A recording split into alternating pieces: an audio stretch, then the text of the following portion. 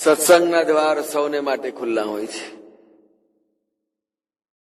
સત્સંગમાં પ્રવેશ જેને પણ કરવો હોય એને મહાપુરુષોએ સત્સંગના દ્વારે પ્રવેશ આપે છે.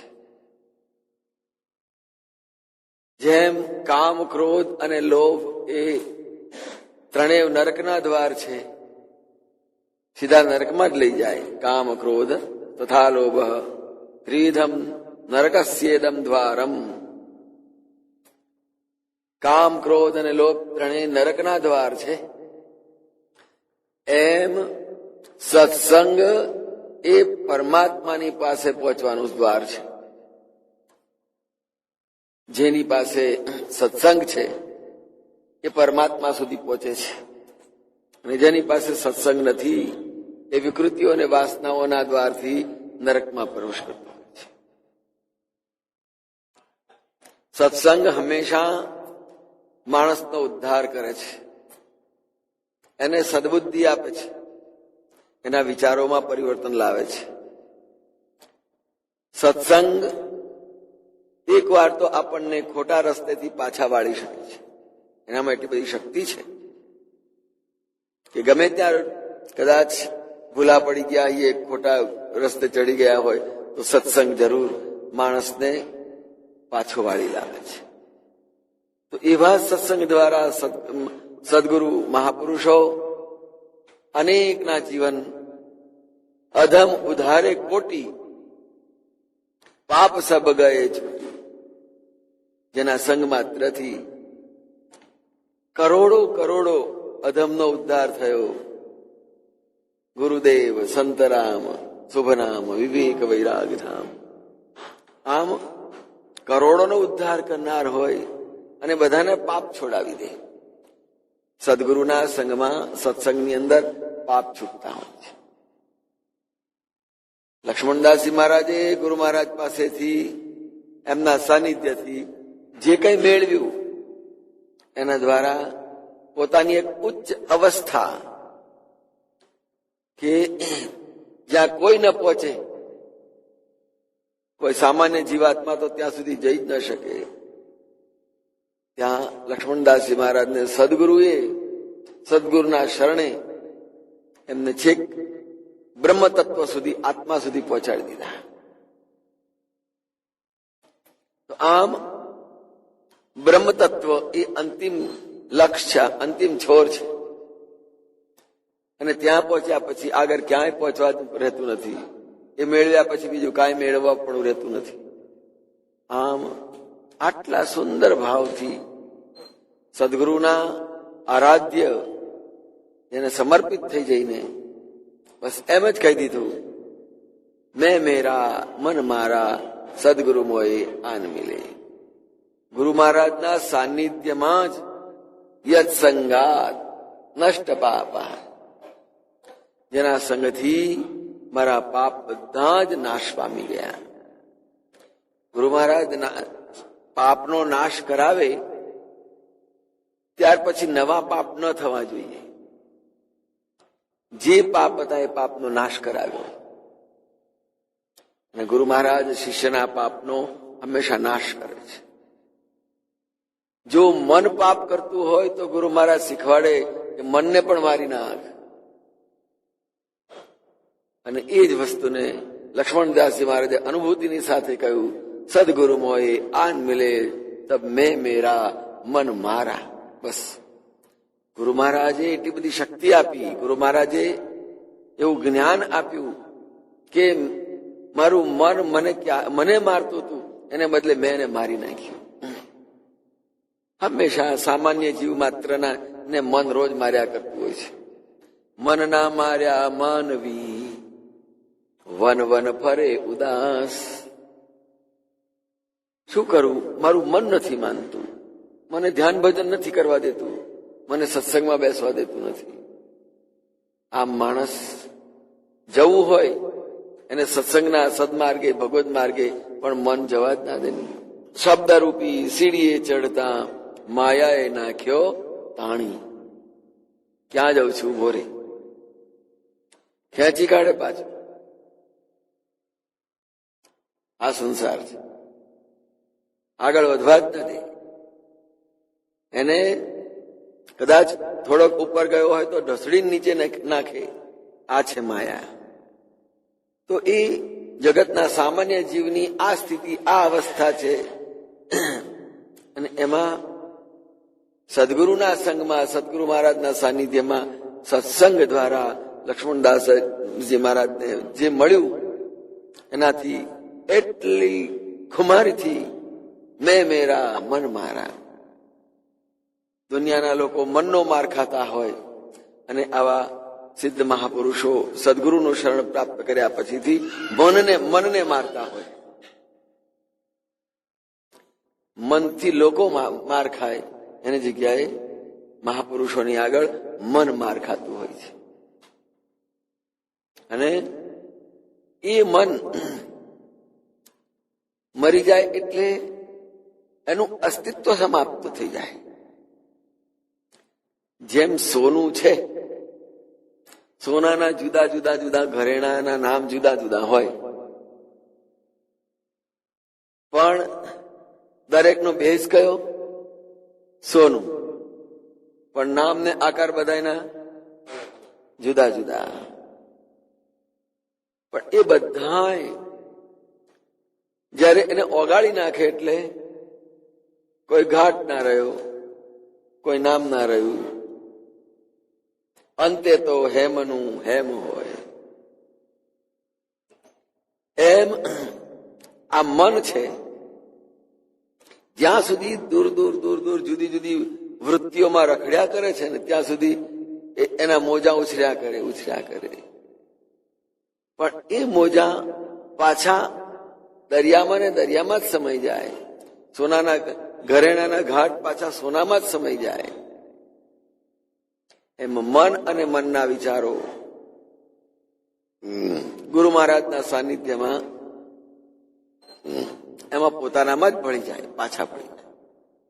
અને એટલે તો જેમ દરિયાના મોજા દરિયામાં સમાઈ જાય એટલે મોજું રહે નહીં, ઘરેણાના ઘાટ સોનું પીગળી જાય એટલે ઘાટ રહેતા નથી, નામરૂપ રહેતા નથી. એમ આ મન અને મનના વિચારો પણ એ પોતાના સ્વરૂપમાં ભળી જાય ને એટલે પછી પોતે અલગ રહેતું નથી. અને એના માટે મહારાજ બહુ સ્પષ્ટ કહ્યું કે આપણે આપણા નિજ સ્વરૂપ સુધી પહોંચ્યા ક્યારે કહેવાય? જ્યારે મનમાં મન સમાય, પાર પડ્યા કેમ જાણીએ. ઘરેણા જુદા જુદા આકારના હોય ત્યારે એને જુદી જુદી જગ્યાએ પહેરાય, હાથે પગે માથે ગળે. અને એ પગનું ઘરેણું માથે પહેરીએ કેવું લાગે? મૂરખ. અને માથાનું પગનું હાથનું ઘરેણું બીજે બાંધીએ, પગે બાંધીએ, માથાનું પેટે બાંધીએ, પહેરીએ. એ ત્યાં આગળ માણસની જાત ઓળખાય, આ કેવો માણસ છે. તો એના ઘાટ ઘડ્યા પછીથી પણ એની સ્થિતિ, એની અવસ્થાઓ જુદી જુદી હોય છે. પણ જયારે માત્ર સોનામાં જ પલટાઈ જાય ને ત્યારે બધાને ભેગું કરીને એક જ તિજોરીમાં મૂકવામાં આવે. એને જુદા જુદા મૂકવામાં ના આવે કે આ વહુના દાગીના છે, દીકરીના દાગીના છે, અને માના સાસુના દાગીના, તો એને જુદા જુદા મૂકે. પણ બધાનું એક ઓગાળીને સોનું કરી દીધું હોય તો તિજોરીમાં એક જ જગ્યાએ મૂકી દેવાય. એમ આ મન અને મનના વિચારો, જુદી જુદી ક્રિયાઓ, પ્રક્રિયાઓ, જુદા જુદા નામ, જુદી જુદી વૃત્તિ અને પ્રવૃત્તિઓમાં ભમ્યા કરતું હોય. પણ એ આખું ને આખું મન જો સમજણપૂર્વક પોતાના વિચારોને પોતાનામાં જ સમાવી દે તો કશું ના રે, પાર ઉતરી ગયા એટલે આપણે આત્મા સુધી પહોંચી ગયા. મનની કોઈ સ્થિતિ રહી નહીં, મનની આવશ્યકતા પણ ના રહી. એટલે મન કોઈ વસ્તુની આવશ્યકતા ના હોય તો સ્વાભાવિક છે કે આપણે એને કાઢી નાખીએ. તો જ્યાં વૃત્તિઓ બધી જ પોતાના નિજ સ્વરૂપમાં બ્રહ્મમાં ભળી ગઈ, પછી વિચારવાનું કઈ રહ્યું જ નહીં. પોતે જ કે અહમ બ્રહ્માસ્મિ, અયમ આત્મા બ્રહ્મ, પ્રજ્ઞાનમ બ્રહ્મ. તો આમ બ્રહ્મમાં પોતે જ આવી ગયો, ત્યારે બ્રહ્મમાં ભેળા થયા. મહારાજ બ્રહ્મની અંદર વૃત્તિ થઈ ગઈ. અને મહારાજનું સ્વરૂપ પણ બ્રહ્મ સ્વરૂપ છે. લક્ષ્મણદાસજી મહારાજે કહ્યું, પૂર્ણ બ્રહ્મ ચરાચર વ્યાપક. પૂર્ણ બ્રહ્મ છે, સકલ વિશ્વમાં વ્યાપક છે, જળ ચેતનમાં, અને પોતે જ બ્રહ્મ સ્વરૂપ છે. હવે એમ કહીએ કે બ્રહ્મલીન થઈ ગયા મહારાજ. જય નારાયણદાસજી મહારાજ બ્રહ્મલીન થઈ ગયા એટલે ક્યાં ગયા? સંતરામ મહારાજ બ્રહ્મ સ્વરૂપ છે, બ્રહ્મમાં જ ભળી ગયા, સંતરામ મહારાજમાં જ ભળી ગયા. એટલે એ બ્રહ્મમાં ભળી ગયા. બ્રહ્મલીન થયા પછીથી સંતરામ મહારાજનું અને નારાયણદાસજી મહારાજનું જુદું સ્વરૂપ રહેતું નથી. એટલે એમનું અલગ અસ્તિત્વ સમાપ્ત થઈ ગયું. એમ મન પણ જયારે આત્માની અંદર વિલીન થઈ જાય પોતાના નિજ સ્વરૂપમાં, ત્યારે મનનું અસ્તિત્વ સમાપ્ત થઈ જાય. મન રહે જ નહીં, પોતે વિલીન થઈ જાય. ક્યાં? કે જ્યાંથી મન ઉદ્ભવ્યું ત્યાં. મનમાં મન સમાય પાર પડ્યા તેમ જાણીએ. આપણું પોતાનું મન, આપણા પોતાના વિચારો, આપણા વિચારોને આપણા પોતાનામાં સમાવી લો. આપણું બહાર ભટકતું રખડતું મન એને પાછું બોલાવી લો, ઘરમાં બેસાડી દો, બધી સુવિધાઓ અને બધી સગવડોનું પોષણ આપી દો. મન બહાર નહીં જાય. પણ મન બહાર કેમ જાય છે? જ્યાં પોતાના આત્માને ઓળખ્યો નથી ત્યાં સુધી સંતોષ નથી. અને એ સંતોષ અને સુખ મેળવવા માટે બહાર ગમે ત્યાં ભટક્યા કરે છે. આ ખાવું, પેલું ખાવું, આ લઉં, આ પહેરવું, અહીં જવું, આને કહું, આ વાત કરું, આ વાત આને બોલું. આમ અનેક વાતો મન વિચાર્યા કરતું હોય છે. કેમ? એને પોતાના નિજ સ્વરૂપનું ભાન નથી, અને એને કારણે એના પોતાના ઘરમાં એને પોતાને સંતોષ નથી. આપણે આપણા ઘરની અંદર સંતોષ ન હોય, શાંતિ ના હોય તો શું ઘરમાં આવવાનું મન થાય ખરું? બહાર જ રહ્યા કરીએ. જમવાનું સુવા પૂરતું જવાનું. કેમ કે ભાઈ ઘરમાં ઘર હોય તો ઘરની રીતે રહેવાય ને. એમ મન પણ નિજ સ્વરૂપ, નિજ સુખની સગવડ સુવિધાઓ એને નથી જોઈ પોતાનામાં, ત્યાં સુધી એ કંઈક ને કંઈક વૃત્તિથી બહાર કશાકમાં ને કશાકમાં રખડ્યા કરવાનું, દુઃખી થવાનું. પણ જયારે એ મન પોતાનું જ પોતાનામાં જ ભળી જાય ત્યારે જ સમજી લેવાનું કે આપણે જીવનમાં એક કિનારે પાર ઉતરી શક્યા. લક્ષ્મણદાસજી મહારાજે પણ અનુભવ સાથે કહ્યું, મેં મેરા મન મારા. આ રીતે મનને મારી નાખવાનું. એટલે આપણી પોતાની ચિત્તવૃત્તિઓ, આપણી સુરતાઓ સીધી જ પરમ આત્મ તત્વની અંદર વિલીન થઈ જાય. વૃત્તિઓ આત્મામાં અને આત્મા પરમાત્મામાં વિલીન થઈ જાય. બ્રહ્મી ભાવ થઈ ગયો. પોતે સકલ જગતની અંદર વ્યાપ્ત એવા બ્રહ્મ સ્વરૂપ બની ગયો, બ્રહ્મલીન થઈ ગયો.